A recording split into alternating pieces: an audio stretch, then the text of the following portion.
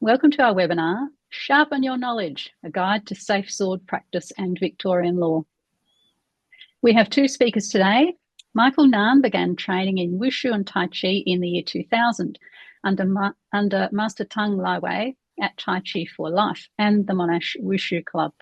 At Monash Wushu, he served in various leadership roles, including president and treasurer, while also teaching students of all ages at Tai Chi for Life. Since moving to Chicago in 2013, Michael has continued his training abroad and remains an active WTQA committee member, now in his 17th year of service. That is very impressive. So attending meetings remotely from wherever he happens to be in the world. There's been a few different locations he's dialed in from.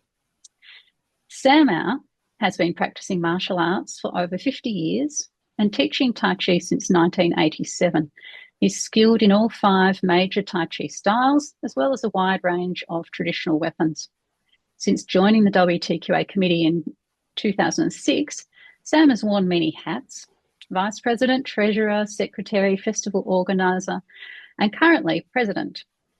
Please join me in giving a warm virtual welcome to Michael and Sam. Thank you.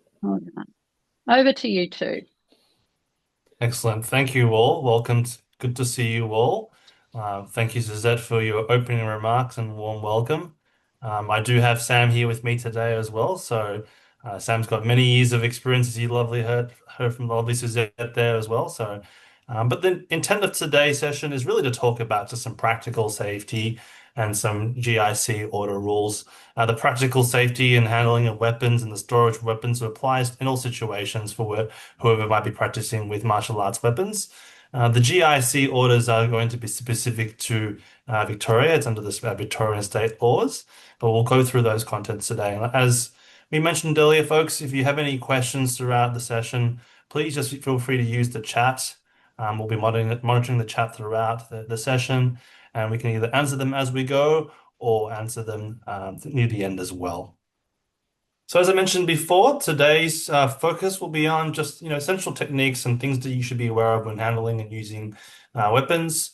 Second of all, we'll be focusing on the GIC order rules here in Victoria. And then lastly, just some broader considerations for individuals and any organizational members around the rules and how do we follow the rules. Thank you, Michael. Michael, the main speaker. Really, I'm just helping out a little bit. Yeah. Please do, Sam. Please do jump in whenever I misspeak on something, or if you want to add anything else that you've seen or experienced to share with the audience today. Thank you, Sam. So as I mentioned before, the first section today is just going to be on some practical safety measures and how you should be aware of yourself and others and what you're using when you're practicing with sword or other weapons. So first area we wanted to go through is really the sword and why the sword. As I think you all are aware, when it comes to martial arts practice, either Wushu or Tai Chi or even other areas, sword's probably the most commonly used weapon. So I do have a straight sword with me here today. You're probably all very familiar with it anyway, but I'll show it and go through it anyhow. So as you can see on the screen there in the presentation, but I'm holding up a sword here as well, right? We have a blade, we have the hilt, and then I popped it on the floor here with the scabbard as well, okay? There are obviously lots of different types of swords that we use for practice. Some of them are a little more blunt and safer. We see examples of that being like the wooden swords. I've certainly seen the wooden straight swords, the wooden jian, or the wooden broadsword, the wooden dao as well. They're both used in practice. One thing we just need to be aware of is, all of these are considered weapons. Even though they may appear to be blunt, they can still be quite sharp in certain instances as well. The main principle here that we want to point out is just really treat your weapon, the sword, as something live, right? It can be dangerous and it can be perceived to be dangerous as well. As I mentioned before, right? Treat your weapon, your sword, your instrument as being something as live, respect it, and certainly be aware of the weapon when you're using it and what you or other people around you may or may not be wearing. Are they wearing long sleeves or short sleeves? Are they wearing long pants or shorts? And then, of course, more importantly, the footwear as we have there. When we're using and practicing our equipment, be wary of what footwear you're wearing and what environment you are in. If you're practicing on floorboards, it might be a little more slippery than practicing on a carpet or on a concrete floor. If you're practicing outdoors, if it's a little wet, be wary of that as well. And then spatial awareness. This is something that we really all need to be aware of when we're practicing with our weapons, particularly when you're indoors and you're in a smaller environment. When you're wielding a sword, you know, may not be fully aware of how long that item might be if you're swinging in a certain way or using a certain way. There are other people around you. So make sure there's enough space around you when you're practicing. With your instructors, they should be the ones that also be monitoring that. But as peers practicing, work on that together, right? If someone's practicing and they're maybe moving around too furiously, too fast, and not aware of their space, just let them know that they probably need to adjust the training a little bit there.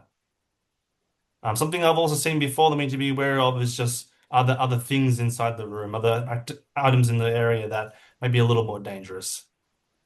And the last thing we've got here is just make sure you're practicing in a space that's nice and clear and visible where you're going and where you might be moving into. All right, just a couple of points at the bottom that I won't read them out, but they're pretty obvious, right? Make sure we're attentive there. We're not talking on the phone when we're using our weapon, and we're really practicing to be mastering our skills. So this is really important, and certainly I recall when I first started practicing a broadsword or a straight sword, is to really be careful at the start. And we call this control movements, or I call it control movements, is to be really slow and intentional when you're first practicing a broadsword or straight sword or any other weapon. The slower you are, the more accurate you are with the movements, and over time, bring the speed up. They're more likely, in my opinion, to have less likely to have injury. Okay. And then the second point there we see under controlled movements is just to make sure we're executing each of the moves we're taught appropriately rather than wildly swinging your arms and limbs everywhere. In terms of grip and stance, so I'll bring up the sword again here. Something we're going to make sure is when you are holding the sword, there are obviously different grips we can use. Make sure you're gripping it on nice and firmly. We don't want to be holding it on with a loose grip, and then when you're thrusting or slashing, you're throwing the sword away in front of you into somebody else. So that's something you want to be mindful of when you're practicing with the sword.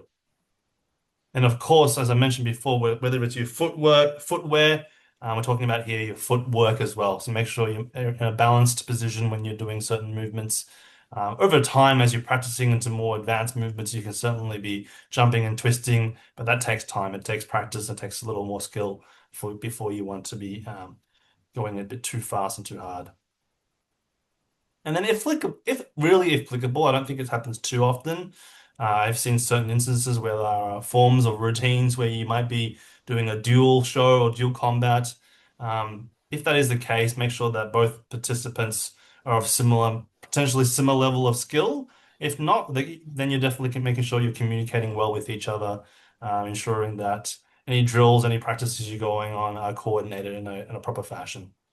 Before I do go on to the GIC rules, any questions I can answer at this stage? Anything in the chat, Suzette or Sam, that I should be aware of in terms of just general safety? Sam, is there anything you'd like to add? You know, you've been practicing swords for Tai Chi swords or broadswords or other weapons for a period of time. Anything you'd like to add in terms of safety and handling? Yeah, sometimes there are audience around, and so just be careful with that. If you're holding a sword and then walking into a crowded space, then it's completely different, isn't it? So you definitely aware of that. That you have a clear room around you, and then you might have kids around and be performing, so forth. So and yeah, I agree with the taking a sword out from the scabbard, and somebody can just run in. So they're just educating not only the people who are practicing with swords, but the audience or the people that are around too. They just respect that space, not to run into somebody that might be just about to take the sword out as well. Thank you, Sam. That's really great, and I think I have another example of similar type of situation is beyond just practicing and training and who may not be around you. I'm thinking about instances when you're performing at a live area. maybe at a festival such as a Chinese New Year festival, Yep. making sure that appropriate safety barriers are set up. And if there are no appropriate safety barriers, then you may need, members of the team that you're with or your peers that are with you with to potentially be standing on the edge of the crowd to make sure that nobody creeps in too closely or randomly suddenly runs onto the performance area, right? That creates a little bit of a safety concern there. So Yep. that's something that we've done before in the past as well. That's a great comment there as well in terms of just awareness, practice over time, and letting organizers know what you're doing. That's a great idea. Good observation. Okay, so I'll move on to the second section then, which is, as I mentioned at the introduction, was the Victorian GIC order rules around the possession of swords and the legal framework that's been in place for a period of time. And certainly, what I'll start by saying here is this is just some overall and general guidance that we at WTQA would recommend. The rules themselves are very, very specific in certain cases, I would say, and in certain cases they're a little bit general as well. It does leave some gray area. So what we're trying to do here is to provide some general guidance. Okay. If we have any questions, please again just put them in the chat and we can answer them as we go or at the end of the session. And if there are any questions that we aren't able to answer, we'll let you know here today and then we'll follow up with some advice as necessary. So there is a Control of Weapons Act in Victoria, and that's been around for quite a period of time. And that describes as, all weapons are considered prohibited weapons. And then that all weapons carrying, possessing, using them is considered illegal. However, there is an exemption. So the Governor and Council, the GIC, has provided an exemption that allows organizations or individuals to lawfully possess those weapons. Okay? And then in certain cases, there's also the Chief Commissioner's approval, and we'll go through that in a bit here as well. So there's probably an exemption and an approval that we'll talk about here. So the conditions of an exemption is that anybody needs to be a member, and a member is defined on the screen there, as you can see, somebody that's an actual active and a financial member of an approved organization, and they must also be not a prohibited person. I've got to love the double negative there in that statement, but that's how the government described it. Not a prohibited person. Okay. So that requires, generally speaking, a criminal records check and or a statutory declaration in the state of Victoria. Within the exemption, there is definitely also storage and transportation requirements. And it's no different to any other weapon. The weapon, in this case, the swords, must be stored in a safe and a secure way. Like a gun, it should be locked away when it's not being used, but in the case of the sword, it probably doesn't require a lock, but it just needs to be stored in a safe, secure place where it's not readily accessible by those that aren't covered under the exemption. Particularly in this case, right? We're thinking about here, young children, make sure you store a sword or a spear or anything else like that in a secure place. And then the last requirement for the exemption is record keeping. So individuals or organizations should be maintaining records of possession, purchase, sale, etc. I'll pause here for a second. I've gone through quite a bit, and as it relates to conditions for the exemption. Any questions? Any comments? No, I think it all makes generally some common sense for a lot of us here that have been practicing for a period of time. So one thing I want to mention is, secure and concealed storage. That even includes during transportation. And when I say transportation, not just within your car, your vehicle. When I've been at performances or moving from my car to my training room, I have it stored in a bag. And I'll give you an example here. There's a weapons bag that I have on the ground. You might have like a sword bag. So it's obviously, for us that practice, we know what it is, but everyone else in the general public, it's just a long bag. They can't really tell what's in there. Or in certain cases, I might have a spear or a longer weapon. I've got a much longer bag that can conceal it, right? It'll store the tip and you won't see the tip of the spear. I've also been in other instances where if you don't necessarily have a longer bag, you could just wrap up the item with something else. Right? It's just about concealing the item so it doesn't look like you're walking around with an open weapon, such as a sword. So There is also an age restriction. So technically speaking, individuals under the age of 18 are not legally allowed to purchase or own a prohibited weapon.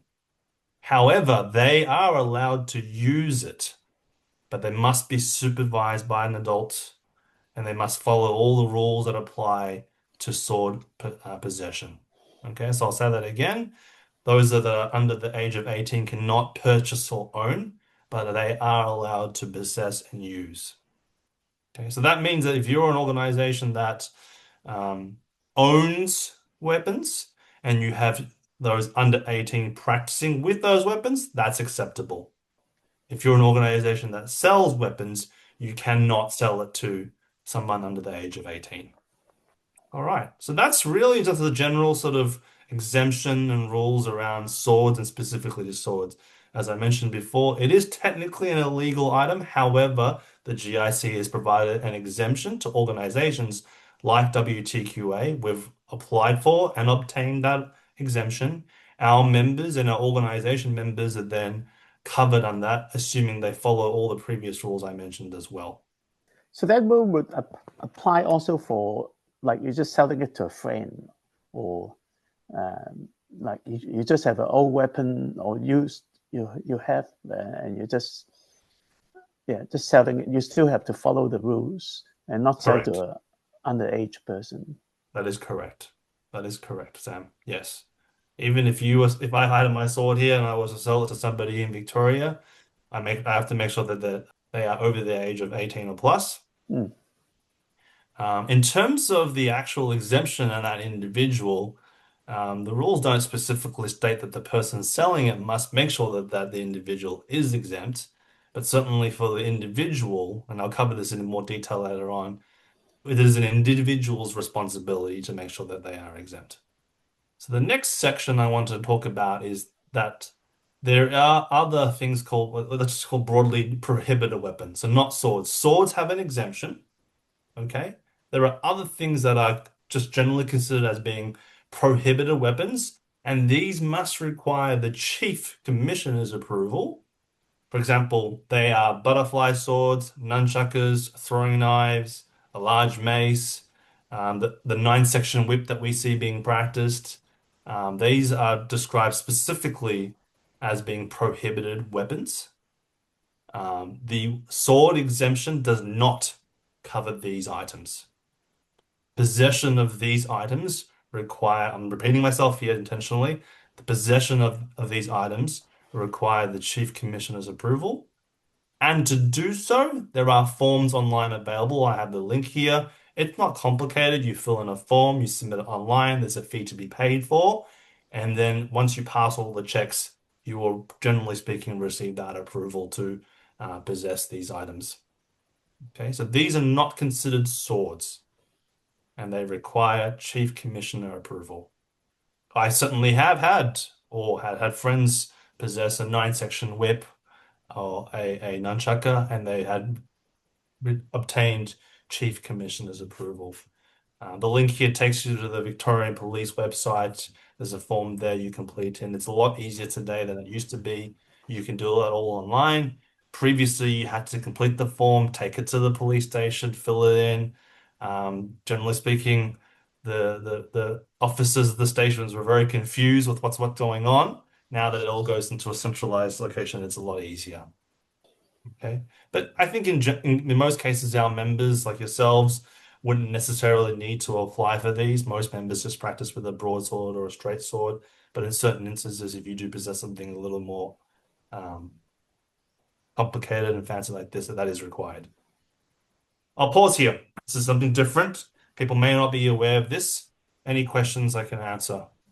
Michael, I'm not sure if you can answer this, but we're specifically talking about Victoria Yes. here, but I'm looking at those weapons thinking, crikey, they're probably prohibited Australia-wide, are they? Do you know? Just I don't know the curiosity. answer to that one. Yeah, I don't know the Yeah. answer to that one in terms of other states. I'm not aware of it. We've certainly had, I think, members or I've had peers who've gone to compete in other states, such as Western Australia, New South Wales, or Queensland, This has been some time now. I don't know what the current rules are, but at that time, over 10 years ago, I was not aware of a weapons exemption requirement. The Victorian government has placed this exemption, this placed all these items as prohibited, and then you need an exemption to participate, right? And certainly when we've had our WTQA festival, we have people performing or people competing at that festival. We want to make sure we have been pretty firm about ensuring that they're currently a member of our organization, and then of course they're covered as long as they've followed the other steps, which most people do. So that most people submit or complete a statutory declaration, which confirms that I completing the statutory declaration, I am not a prohibited person. Yeah, That's terrific. generally the Thanks, way. Michael. Yeah, great question. I'm not aware of it. Certainly, like I said before, when people coming from Sydney or Brisbane to compete, we've made sure that they follow those rules. So, Michael, for something like a guando, so that's not a separately listed prohibited weapon. So that probably is covered within the sword, isn't it? That's a great question, Sam. It is not separately listed as a prohibited weapon. Now, obviously, it can be perceived to be just as menacing or as scary as a mace. It depends on the guandao potentially. All right, pudao looks a little bigger, less big, a little smaller than a Yeah. guandao. I'll class that one as a little bit of a gray area there. Yeah. Like I do personally, this is a personal opinion, not a WTQA or a legal opinion here, like the butterfly sword. It's probably listed as a prohibit. I don't quite understand that one, but it's probably listed as a prohibited weapon because it's a little bit smaller and it can be concealed. Just like the flick knives or things like that, they're smaller. When you're walking around with, if I would suggest that members, if you are practicing with a pudao or guandao, concealment and keeping it really secure is going to be the recommendation. Is it required that there's a commissioner's approval? That's one area that is, I'll honestly say, is a little bit gray. Just as a spear, that's very commonly practiced, right, in Tai Chi and in Wushu and routines. That is not explicitly called out as being a prohibited weapon. So the interpretation that I would use is that it's like a sword. It's a sharp blade at the end of a stick. Thank you, Sam. So that section there covers off the specifics as it relates to the legal requirements.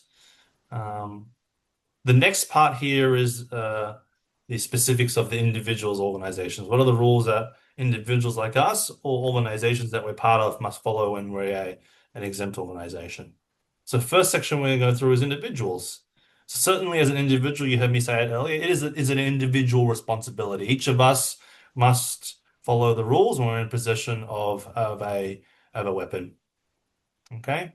And that includes maintenance, right? Making sure that your sword is still checked for damage and loose parts. I'll certainly have seen that maybe that maintenance hasn't always been done, right? The screws and the bolts at the end of the sword aren't as tight as it needs to be. So making sure that they're checked for, that we don't want an incident to happen during practice where the sword might come off from its hilt. Okay. And then we've also got here just general first aid awareness, right? If you're hurt and you're injured, please ask for assistance.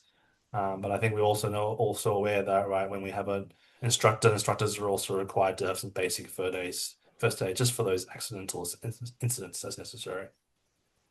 So organizations, and this includes us at WTQA or any of our organizational members. Organizations can hold the exemption. They must just follow it. Okay.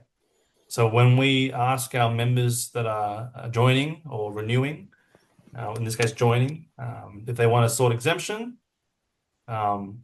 they must confirm that they are not a prohibited person. They can either provide that through a criminal records check or a statutory declaration affirming that they are not a prohibited person. Apologies. And lastly, it's the records. So organizations like WTQA maintain a membership database that states who has applied for and is a member that is practicing with the sword, and then therefore they're exempt. And then lastly, we provide a membership card or proof that they can carry that weapon with them, that sword with them. And these are the basic requirements that we expect from our organization members as well, that they should be doing the same thing, maintaining a membership database, and then also ensuring that they're completing a criminal history check, or ensuring the members do a statutory declaration, and then lastly, issuing a membership card so that they're carrying that with them when they're practicing. So there's a question called, how do live edge blades factor in? Simon, do you mind just maybe clarifying a little bit there? You can take yourself off mute potentially, if that's all right. What do you mean by live edge blades factor in? Thanks, Michael. Okay. In tournaments, just in tournaments, we tend to check the blades for sharpness, so to make sure they're not going to be a problem to the competitor, and also obviously those around us, and equipment like mats and floors and things. So I was just wondering how that's one. I guess that's more of just an observation. So Practicality thing, right? Yeah. Certainly, it's been some time now since I've attended the festival, but I know we still continue to do this. When people are arriving at the festival before their competition, we have someone doing a weapons check, right? Make sure that it's still working as it should. It's the bolts and screws are all there, and that of course is not presenting itself as being a sharp object that's going to create some damage. Now, of course, a straight sword and broadsword, all of them have at some point a sharper edge to it, but it shouldn't be sharpened with a honing steel or a wet block to make it cut nice and thin. So, but that's something that we do monitor, and certainly yes, organizations and individuals, certainly organizations. If you're training and there's an individual that's joined your club or your organization and they're practicing with the new sword, just the instructors, the team there should do a quick inspection, make sure that it's a safe weapon to practice with. Simon, I do say in the regulations of the festival or tournament that heavy, sharp weapon is not allowed. So when we really see something that's dangerous, we don't allow it at the festival or at the competition or tournament. That's correct, Sam. Yeah, thanks. Okay. So I do see another question in the chat. It's from William. Thank you. Given the new restrictions in Victoria with banning machetes, is the nundal considered a machete? I don't know the answer to that one specifically. Unless Sam or Suzette, you're aware of how we can follow up on that one as a question. I haven't seen any specific legal guidance or incidents where someone's possessing a nundal and they're being considered as a prohibited weapon. For those of us who don't know, what is a nundal?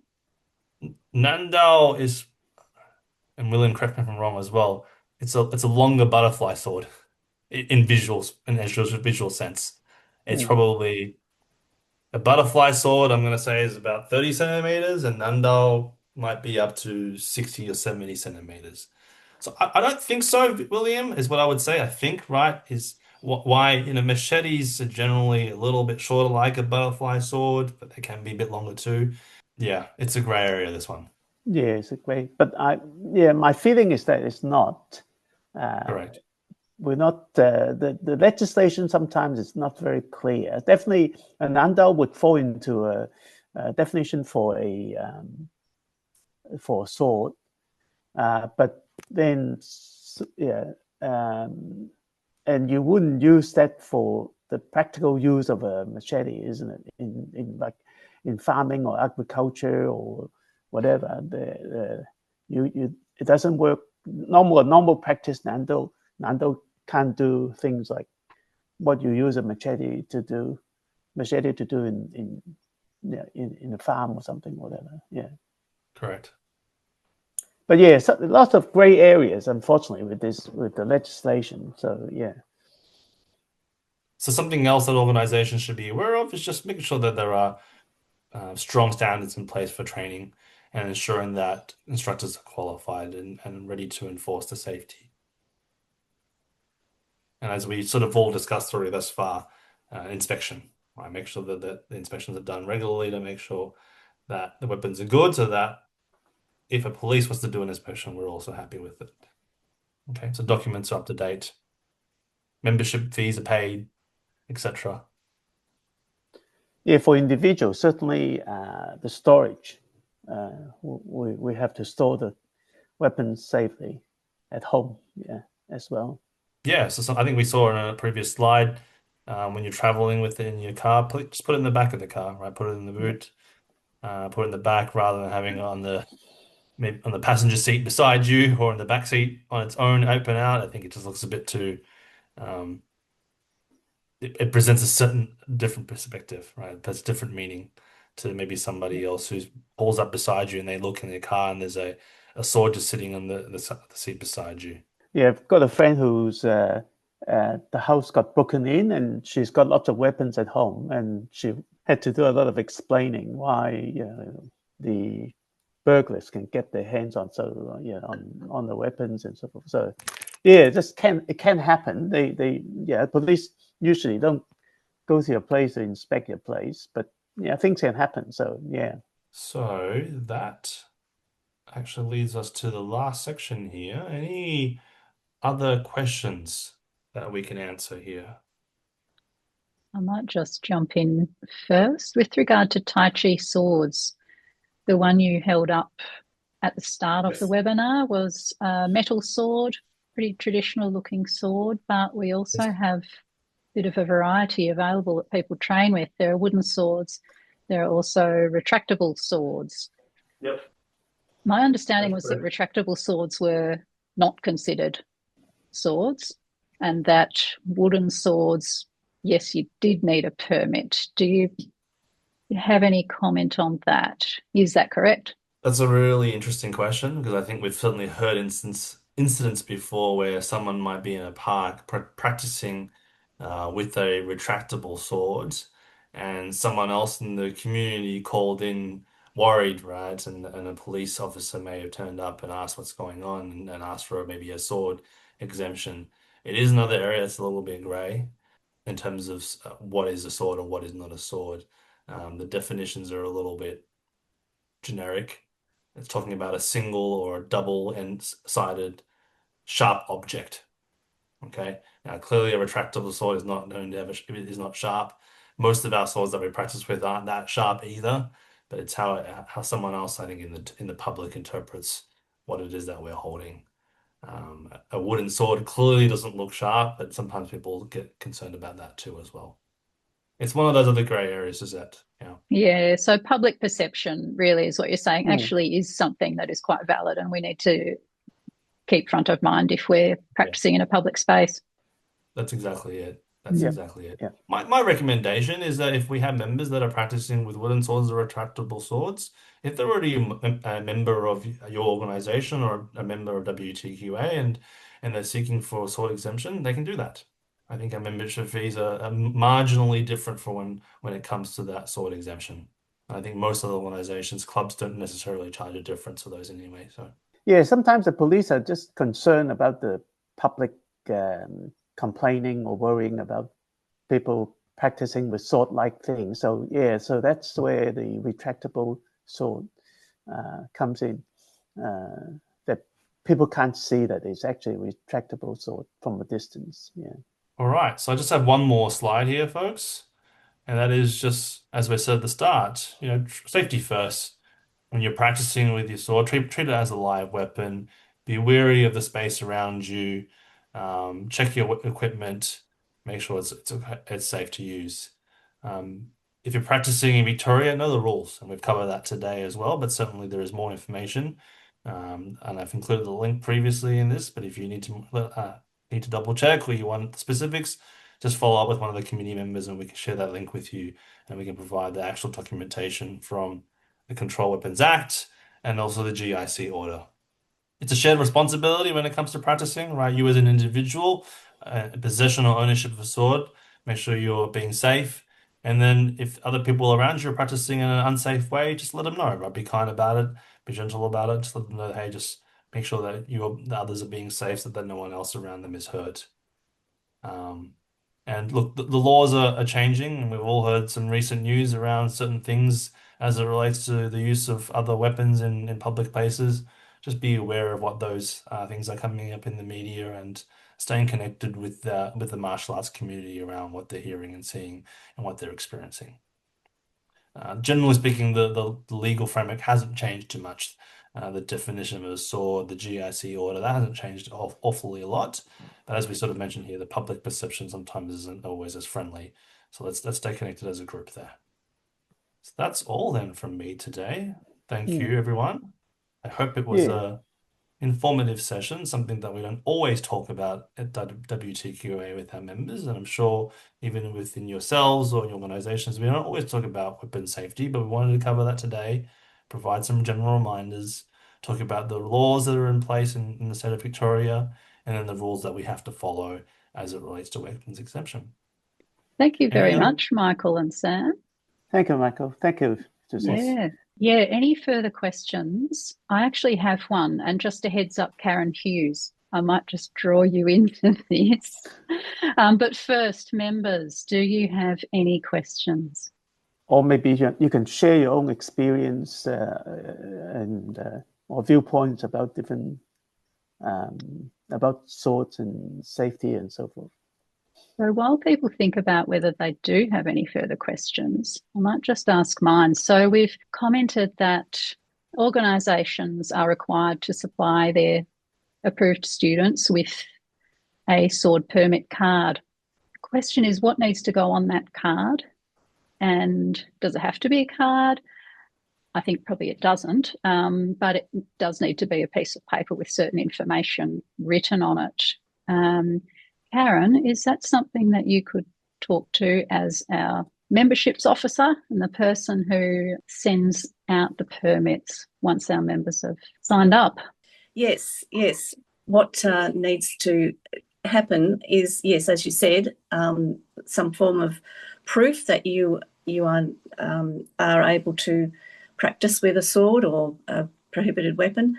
I think the card has just been done from WTQA maybe forever. I don't know. I've just taken on that same position, but I believe there are a couple of member organisations who provide just a paper proof.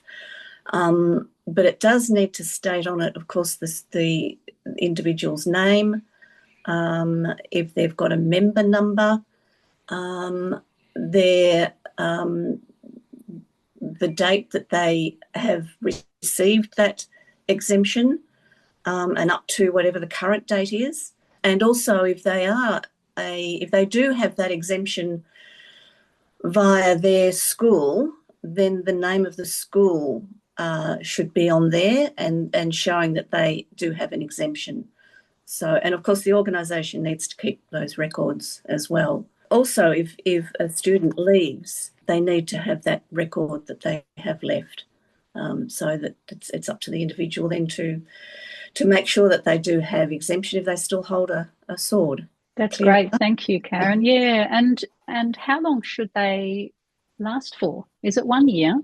Yeah, or is longer acceptable? It should be just 1 year. From what I believe, it's maybe because our fees are 1 year.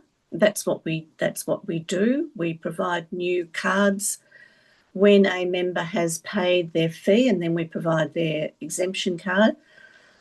To be honest, I don't really know. If you're just an individual anywhere and you've gained your own private exemption, I'm not sure on that. Whether, I'm not sure. And of course, with an organisation, as long as they're members, then their students remain covered.